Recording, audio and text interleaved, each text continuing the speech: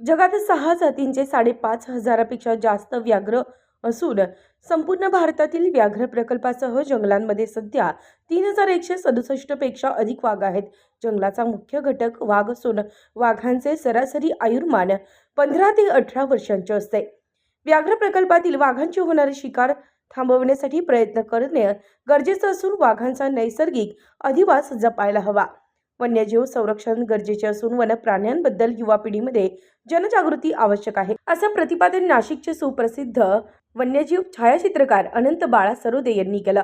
जागतिक व्याघ्र दिनानिमित्त आज सोमवारी मविप्र संचलित सायखेडा महाविद्यालय, नांदूर मध्यमेश्वर वनविभाग आणि गोदाकाठ अरण्यांनी सोसायटीच्या संयुक्त विद्यमाने सायखेडा महाविद्यालयात आयोजित वन्यजीव छायाचित्रकार अनंत बाळा सरोदे यांच्या व्याख्यान आणि जंगलवारी छायाचित्र प्रदर्शनाच्या उद्घाटन प्रसंगी ते प्रमुख वक्ते म्हणून बोलत होते.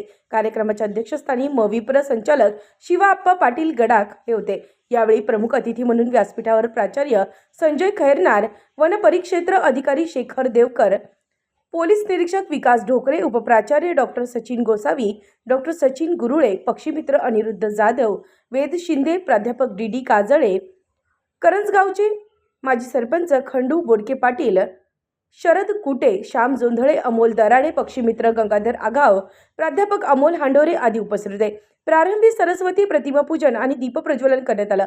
यावेळी कार्यक्रमाचे अध्यक्ष शिवा पाटील गडाख यांनी सांगितलं की वाघांची संख्या हळूहळू कमी होत असल्याने वाघांचे जंगलामधील महत्त्व याविषयी जनजागृती निर्माण करण्यासाठी आणि व्याघ्र संवर्धनाला चालना मिळावी म्हणून व्याघ्र दिन साजरा केला जातो. या दिवसाचा उद्देश वाघाच्या नैसर्गिक अधिवासाच्या संवर्धनासाठी जागतिक पातळीवर प्रयत्न करणं गरजेचं आहे, असंही गडाख यांनी सांगितलं. आणि पूर्ण भारतामध्ये 81 वाघ मृत्युमुखी पडले. आता तुम्हाला प्रश्न पडला असेल, एक वाघ गेला तर काय फरक पडतो? असं नसतं. एका वाघामुळे परिसंस्था डेव्हलप होते, त्या भागातल्या लोकांना रोजगार निर्माण होतो आणि जंगलाचं संरक्षण झालं तर अगदी छोटा एंटोमॉलॉजिस्ट, टॅक्सॉनॉमिस्ट आहे, छोट्या किड्याला सुद्धा त्याचा फरक पडतो जर तिथे वाघ नष्ट झाला तर. त्या अनुषंगाने वाघाचं महत्त्व असतं. आता आपल्या जळगाव जिल्ह्यामध्ये परवाच एक घटना घडली. नशिराबाद टोल नाक्यावरती वाघाची कातडी पकडली. साहेब तुम्हाला माहिती असेल, त्या वाघाच्या कातडीला नुसती पकडली, कोचिंग हे जाऊ द्या, पण त्याला बंदुकीची गोळी लागलेली होती. म्हणजे जळगाव जिल्ह्यात सुद्धा वाघाची शिकार होते. जे काही जळगाव जिल्ह्यात 8-9 वाघ आता सापडले. 2021 मध्ये उद्धव साहेबांनी त्याची घोषणा केली, परंतु सरकारी पातळीवरती संरक्षण अजून झालेलं नाही. त्यामुळे वाघांचा मृत्यूदर वाढतोय, संख्या वाढते तसा मृत्यूदर वाढतोय. विदर्भातली घटना अशी आहे की सगळ्यात जास्त वाघ चंद्रपूर जिल्ह्यात आहे. 200 वाघ चंद्रपूरमध्ये आहे. आणि वाघ वाढल्यावर काय होतं त्याचं मी प्रात्यक्षिक दाखवतो होता. दुसरी गोष्ट की तरुण पिढीला वाघासमोर कसं वागायचं हे अजून माहिती नाही. त्यामुळे सुद्धा मृत्यूदर वाढतोय.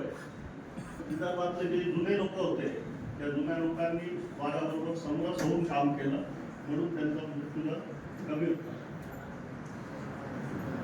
या सगळ्या याच्यात मी माझ्या सगळ्या स्लाइड शोद्वारे आपल्याला एक 45 मिनिटात वाघाची संपूर्ण माहिती देणार आहे. माझ्याबरोबर वेद, अनिरुद्ध हे पण तुम्हाला माहिती देतील. आपण सगळ्यांनी शांतपणे ऐकून घ्यावं ही जाणण्याचा प्रयत्न केला. खरं तर ती खोटी झडप होती. वाघ केव्हाही आपल्यावरती की मला खोटा हल्ला करतो आणि तो आपल्याला सांगतो की माझ्यापासून दूर राहा. आता या माणसाची त्याच्यात चूक नव्हती, कारण इकडे एक मोठी गाडी उभी होती, पाऊस पडत होता. हा वाघ शांतपणे इथं खाली बसलेला होता आणि त्या गाडीमुळे तो वाघ न दिसल्यामुळे तो माणूस पुढे आला.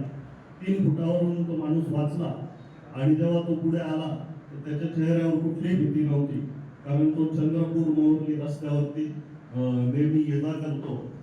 त्यामुळे त्याला वाघाशी कसं वागायचं हे माहिती होतं. आपण जेव्हा जंगलात जातो तेव्हा वाघ काही लगेच आपल्या समोर येत नाही. वाघ गवतात बसलेला किंवा जेव्हा 100 वेळा वाघ आपल्याला बघतो तेव्हा एकदा वाघ आपल्याला दिसत असतो. पण तो गवतात बसलेला वाघ मला सुद्धा सुरुवातीला दिसला नव्हता. माझ्या गाईडने मला सांगितलं की तिथे वाघ बसलेला आहे आणि शेवटी जेव्हा तो आळस द्यायला उठला तेव्हा मला तो वाघ दिसला आणि तुम्ही बघितलं तर हा पूर्ण पॅटर्न जो आहे त्याच्यात तो मिक्स होऊन गेलेला आहे आणि क्रॉस झाला. आताही शिवाप्पांच्या मनात बिबट्याची पिल्लं दिसले ते सांगत होते. तुम्ही आले म्हणून त्यांनी उठे तुम्हाला नाही तसं वाघ येतो तिकडे. आणि आपण जो काही कचरा करतो तिथं कुत्री डुकर त्या कचऱ्यावरती येतात आणि ते याचं दुर्दैवाने प्रमुख पक्ष झाल्यामुळे हा येतो. दुसरं एक कारण त्याला ऊसाचं लवण क्षेत्र आहे आणि मुबलक पाणी गोदावरीच्या काठावर असल्यामुळे आणि नुसतं आता गोदाकाठ परिसरच नाही तर पिंपळगाव निफाड या शिवारात सुद्धा तो दिसायला लागला. हा एक वेगळा पक्षी लेसर ॲक्टिव्हन स्टॉक.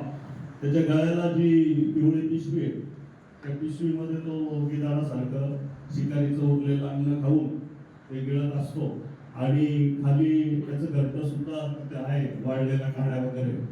उत्तर महाराष्ट्र न्यूज नेटवर्कसाठी मच्छिंद्र साळुंके, निफाड.